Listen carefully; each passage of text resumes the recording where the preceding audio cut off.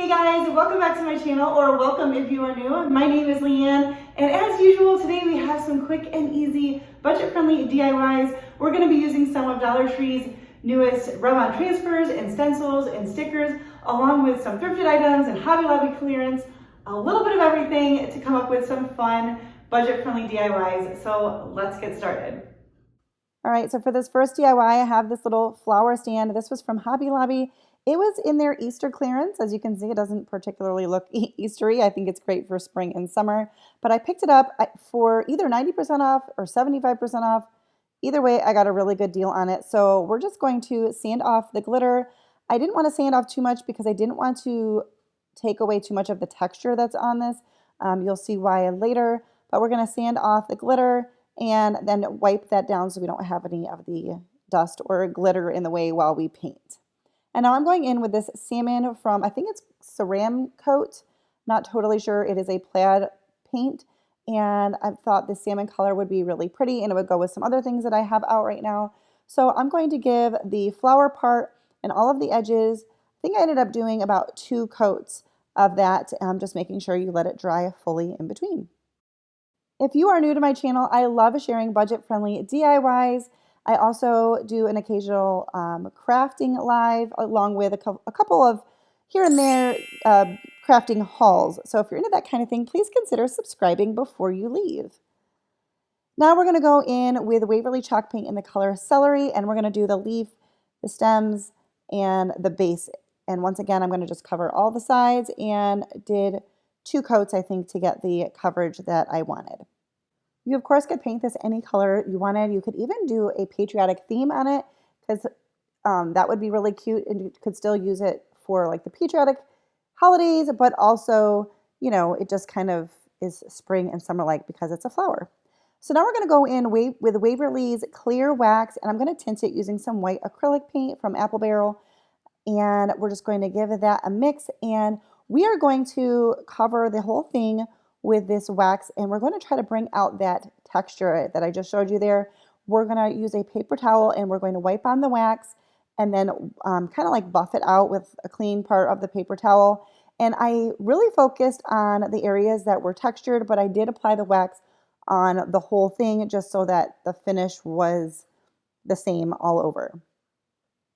I paid, like I said, special attention to the textured spots and then also made sure that where any of the pieces met, that there wasn't any clumps of the wax because, you know, you don't want clumps of wax.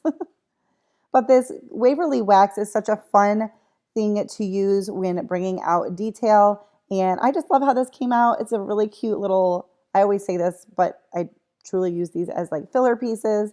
And I thought this was really fun. And all I took was a little bit of paint and wax to fit my decor from how it was originally. And now we're moving on to this wooden block from Dollar Tree, but you could also find a lot of wooden pieces at like Hobby Lobby and other craft stores. And we're just going to paint the 4 sides with a Waverly chalk paint in the color white. I did dip my paintbrush in some water. My chalk paint is getting a little bit thick. I think that happens sometimes when it's older or you're getting towards the end, whatever. So I'm just thinning it out by using a wet paintbrush. And you could paint all of the sides, like the top and bottom, but I decided to leave the top and bottom just the natural wood. And we just painted the 4 sides, 1 coat of white paint. And then I'm going to use a Gorilla glue stick, but you could use a regular glue stick. And we're going to use these cute stickers from Dollar Tree. They have been coming out with some really fun new ones. If you haven't seen them at your store yet, just wait. They will get there. Sometimes they just take a little longer. And I'm just pulling off that foam sticky piece from the back because I don't want it to pop up like that. And I'm just going to put a good amount of glue, making sure to get all of the edges and the corners, I should say.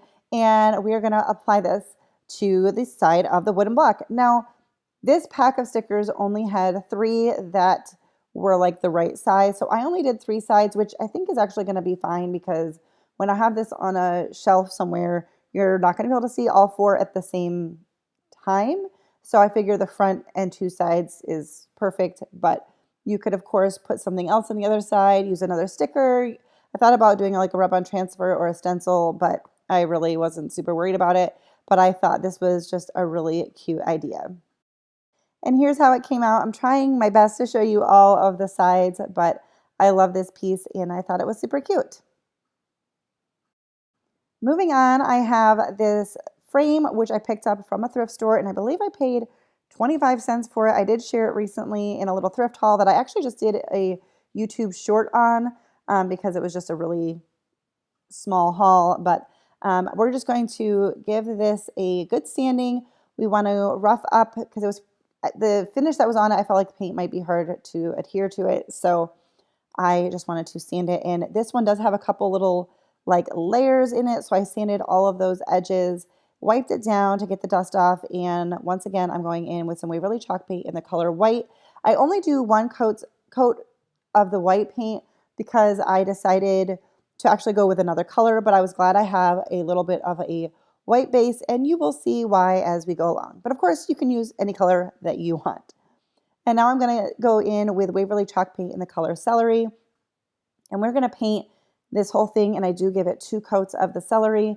I do end up painting the back of the frame as well, but I don't share that with you in the video, but I did want to make sure it looked finished, and that I figured that like reddish wood would really stand out if someone were to see the back of the frame. So I did paint that as well. And I painted the kind of inside rim because I knew that you'd be able to see that as well when we put it all back together. So once that was fully dry, I'm going in with my sanding block and I'm going to rough it up a little bit, and I'm really focusing on all of these little edges, and you can see the wood through it in some places, and some you just got that white layer of paint. So I was glad that I had put the white paint underneath just so that there was kind of layers in the colors, if that makes sense. So I just kept sanding till I had the look I wanted. And then I just took a scrapbook piece of paper from like a pack I had that I didn't care for this particular print that much, and I'm using the back because it's just a solid white and it was a thicker paper, and I'm just going to cut that out to fit the glass, and we're going to put that frame back together with the white paper facing the front. And once that's all assembled, we're going to go in with these rub-on transfers. These are so cute from Dollar Tree, and I just cut out the pieces that I wanted to use, and I'm just using a popsicle stick to rub that on. And you can also use your finger or different tools, whatever. And you just want to make sure that you peel it off slowly so that if some of the print is coming off, you can just lay it back down and rub on it a little bit more. Now, I did have a little bit of problem on one letter at the end. The transfer just moved a little bit. You can see that R is missing some. So I went in with a Sharpie. I tried using my fine tip Sharpie, but it was kind of out of ink, or mostly out of ink, so it was not working. So I very, very carefully went in with a regular size Sharpie and just kind of filled in the gaps there, and it actually worked pretty good. The fine tip one would have been a lot easier, but this did the trick ultimately. Or if you have a paint pen, that would work as well, but you can't even tell. Now, I wanted to go in with some more of that wax because I already had some of the clear wax tinted with the white. So I was like, you know what, that would be really pretty on this frame as well. So I did the same thing, rubbing it on and then like buffing it out, and emphasized kind of the edges and just the texture of the frame. And I really liked how this kind of completed the look. And that's all I did for this one. I think this came out really cute. I love the transfers just on the glass with the bright white background. Yeah, love how that one came out. And for our last DIY, I have this charger. This was another Hobby Lobby Easter clearance find, but obviously it's not really Eastery. But Dollar Tree also has chargers, but I love this one. It's like a wooden, I don't know if it's actually wood, but it's a wooden texture and feel. And it was already that pretty like rusticy white. It's like white, but a little bit chippy. And I took this stencil that is from Dollar Tree. They came out with some really cute new stencils. And I am taping this down. I'm also really paying attention to the corners, taping it down, because this is not a sticky stencil, and so it will kind of come up. It's very flexible. So I painted down the edges, and then I'm going to use some black acrylic paint and this little sponge pouncer brush. And the key for this stencil, I was really worried because I did not want to mess up this charger because I thought it was so cute, is to not have too much paint on your sponge and to take your time. I mean, video is sped up, so take your time with it and just don't put too much paint on. You can always go back and do a little bit more if you need to.